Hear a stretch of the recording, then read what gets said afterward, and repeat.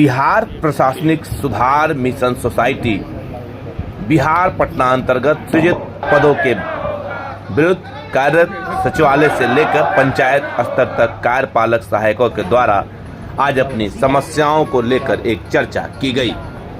बिहार राज्य कार्यपालक सेवा संघ के प्रदेश अध्यक्ष आशीष कुमार एवं अन्य कार्यपालक सहायकों के द्वारा बताया गया कि वर्षों से सभी कार्यपालक सहायक बिहार के सचिवालयों से लेकर पंचायत तक सभी विभागों में लगभग 20,000 की संख्या में कार्यरत हैं। बिहार राज्य कार्यपालक सहायक सेवा संघ बिहार पटना के द्वारा समय पर विभिन्न पत्रों के माध्यम से स्थायीकरण एवं सम्मानजनक मानदेय निर्धारण एवं आधारभूत लंबित मांगों के पूर्ति हेतु सरकार के विभिन्न स्तरों पर पत्राचार किया जाता रहा, किंतु अभी तक हमारी मांगों की पूर्ति की दिशा में कोई भी ठोस कार्रवाई नहीं की गई है। Deepayan news bureau report Patna.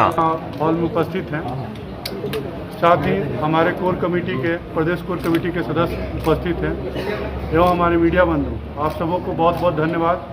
और हम ये चाहेंगे कि आपके माध्यम से हमारी बात, कार्यपालक सहायकों की बात सरकार स्तर पर जाए और हमारे जो मांग है, जो हमारी अपेक्षाएं हैं सरकार से, वो उन तक जाए हमारी बात और हमें उसका न्याय मिले। विगत कुछ महीनों से जो है हम सभी लोग कार्यरत हैं, आंदोलनरत हैं और इस आंदोलन के क्रम में विभिन्न माध्यमों से सरकार तक अपनी बातों को पहुंचाने की कोशिश की है। सबसे पहले तो हम बता दें कि हमारा जो कार्यशैली का प्रारंभ हुआ था माननीय मुख्यमंत्री के द्वारा ही प्रारंभ हुआ था और इनके कार्यकाल से ही शुरू हुआ था हमारे रोजगार का बात। परंतु आज 15 साल बीत जाने के बाद भी हम सबों को अपेक्षाकृत लाभ नहीं मिला है और इससे काफ़ी कार्यपालक सहायकों में रोष है और इसी रोष को हम मीडिया के माध्यम से अभी व्यक्त कर रहे हैं। इससे पूर्व में हम लोगों ने विभिन्न जिला में कार्यक्रम किया था और उस कार्यक्रम के माध्यम से अपनी उपस्थिति दर्ज कराई थी, साथ ही अपना विरोध भी दर्ज कराया था। हम यहाँ कहना चाहेंगे कि हम सभी कार्यपालक सहायक लगभग 20,000 की संख्या में हैं। हम पर पूरे 5 लाख परिवार आश्रित है और पूरे बिहार की करोड़ों जनता हम सबों के कार्य से प्रभावित होती है। ये आपको बताना ये ज़्यादा हम समझने के लिए ज़्यादा उचित होगा कि करीब बिहार का हर तबका, चाहे अमीर से अमीर हो या गरीब से गरीब हो, कार्यपालक सहायक के कार्य से प्रभावित होती है। पंचायत में सड़क, गली नाली से शुरू होता है और सचिवालय में लोक निवारण के अधिकार, लोक सेवाओं के अधिकार, ये जो प्रमुख कार्य हैं जिससे कि सीधे तौर पर आज बिहार की जनता लाभान्वित है। यहीं पर ये बात खत्म नहीं होती। इसके लाभ और इसके प्रभाव का असर ये है कि हमारे कार्य सफलता का डंका पूरे बिहार ही नहीं अपितु पूरे राज्य और अंतर्राष्ट्रीय स्तर पर भी है। इसके लिए हमारा विभाग पुरस्कृत भी हुआ है, परंतु उसके आलोक में हम सभी कार्यपालक सहायकों की जब बात आती है तो पुरस्कार तो दूर की बात है, हमारी न्यूनतम मांगों की भी पूर्ति नहीं की जाती है। 15 साल से हम कार्य कर रहे हैं, हमारी सेवा स्थायी हो जानी चाहिए थी, लेकिन नहीं है। मानदेय बढ़ोतरी की जहाँ तक बात है, मानदेय बढ़ोतरी में मिशन की प्राय हमेशा ये रवैया रही है कि 2,000-1,500 से ज़्यादा का मानदेय अपने मन से अभी तक नहीं बढ़ा है और ये काफ़ी दुखद बात है।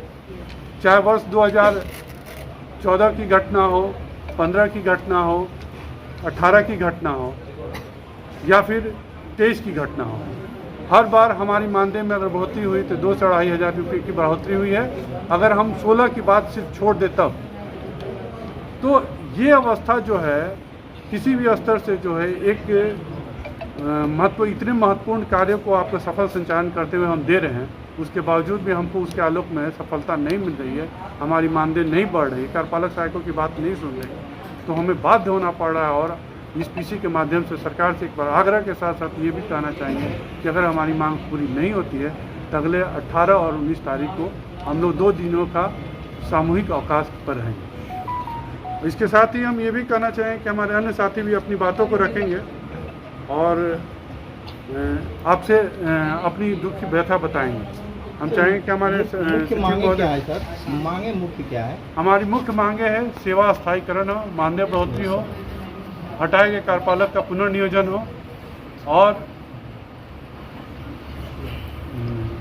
ईपीएफ की बढ़ोतरी जो है सेवा के नियुक्ति तिथि से हो, आच्छादन हो तथा डेथ में जो मृत्यु जब हो जाती है कार्यपालक सहायक को तो उनके परिवार को अनुकंपा का लाभ मिले एवं जो कार्यपालक सहायक गृह जिला वापस जाना चाहते हैं उनके आवेदन के आलोक में उनको गृह जिला वापस करने की व्यवस्था की है। ये प्रमुख मांगे हैं। समान काम समान वेतन। समान काम समान वेतन, ये हमारी सब मुख्य मांगे हैं।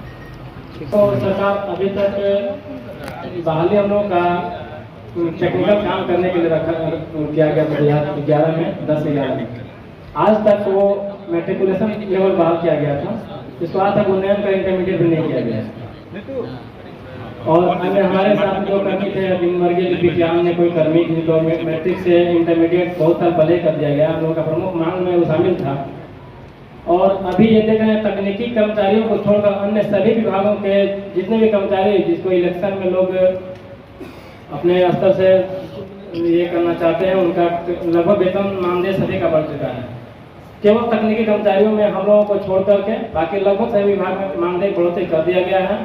हम लोग अभी इससे वंचित है। देखते हैं सरकार कब तक हम लोगों का मानदेय बढ़ोतरी करती है। बाकी शेष तो हमारे मित्रगण से बता ही दिए हैं। सरकार से आप लोग माध्यम से ही आग्रह करते हैं कि हम लोगों पर भी ध्यान दिया जाए।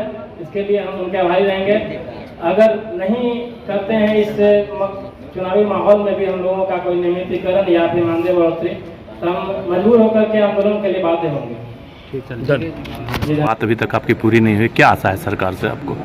देखिए हम लोग तो सकारात्मक आशा के लिए ही बैठे हुए हैं कि उनसे वार्ता लगातार चल रही है और हम लोग सिर्फ 11 सूत्री मांगों को लेकर ही उनसे वार्ता हुई है। मुख्य मांग क्या आपकी बता मुख्य दी? मांग हमारा नियमितीकरण है। वेतन वृद्धि वगैरह भी? वेतन वृद्धि के लिए भी हो रही है। 11 सूत्री मांगों में हमारा पहला है कि नियमितीकरण हो, दूसरा वेतनमान दिया जाए, राजकर्मी का दर्जा मिले और हमारा लेवल 4 से 6 के स्तर का वेतनमान दिया जाए। कितने कर्मचारी होंगे आप लोग करीब? हम लोग 20,000 से ऊपर हैं पूरे बिहार में? पूरे बिहार में। ठीक, पूरा नाम बता दीजिए अपना। सोनी कुमारी, कार्यपालक सहायक, मुजफ्फरपुर। और खबरों से अपडेट रहने के लिए दीपायन न्यूज को सब्सक्राइब कीजिए।